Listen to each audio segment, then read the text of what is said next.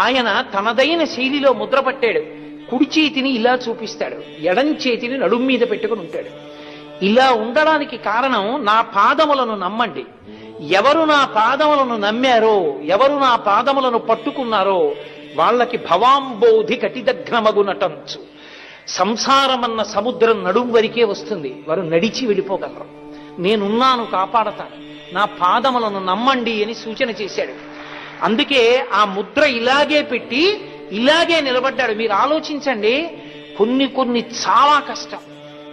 కాసేపు ఇలా రెండు చేతులు ఎత్తి నించోండి, 10 నిమిషాలకు అది ఎంత కష్టమో మీకు అర్థమైపోతుంది. రక్తం వెనక్కి ప్రవహిస్తూ పైకెక్కడం కష్టమై గోడలు జారిపోతాయి. అలాంటిది ఏనాడు నిలబడ్డాడో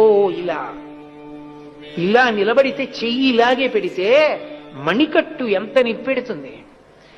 ఇన్నేళ్ల నుంచి నకృతం దైవ సంఘైశ్చ అన్నప్పుడు లోకములను రక్షించిన చెయ్యి యొక్క మణికట్టు ఎంత నిప్పెట్టిందో.